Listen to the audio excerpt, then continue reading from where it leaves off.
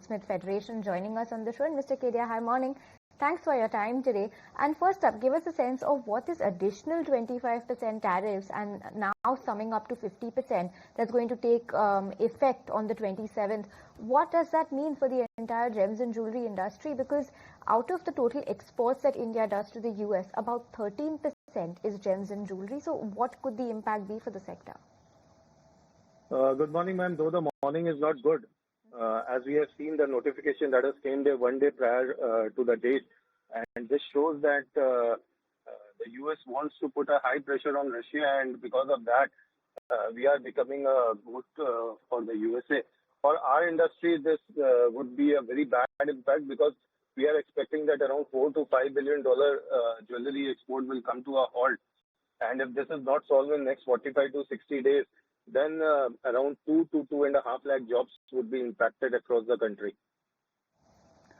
Okay, and that is as unfortunate as that sounds, Mr. Kedia. 2 to 2.5 lakh jobs affected. What we understand from our interaction with geopolitical experts and market experts earlier on the show is that they believe that this could at best have a 1 or 2 quarter impact. Do you think such a big job cut is something that we could actually see panning out?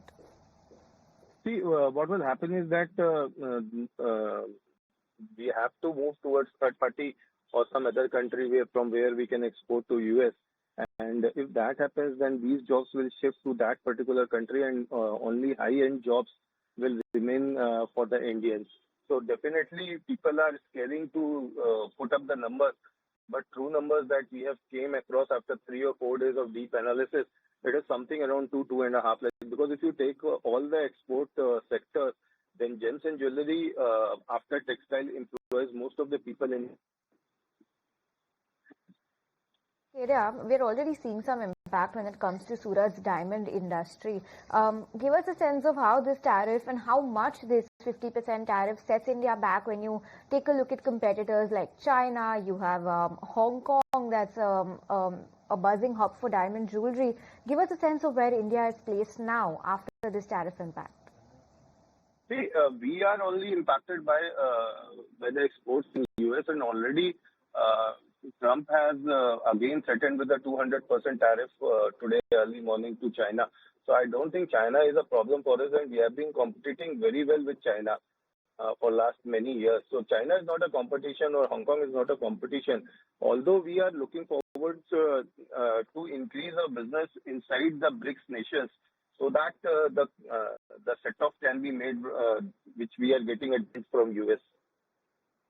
Yeah, I was just going to come to that, Nitin, itself, that are there other markets wherein business over time can be maneuvered to aside of the US?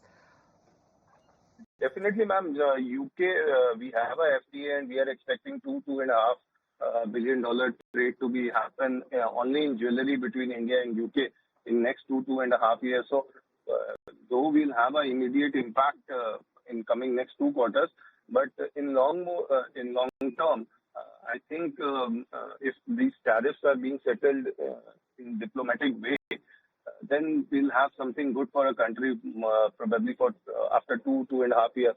Also, we are quite hopeful after 2 incidents. The first is that earlier tariffs were seeing the impact. The White House, they took back that tariff, and also we have came across the news, I don't know if it's true or not, but government is engaging with some lobby firm to negotiate on the tariffs, and mostly on the jewelry sector. Okay, Nitin, we'll speak again soon. Thank you so much for your time today on ET Now.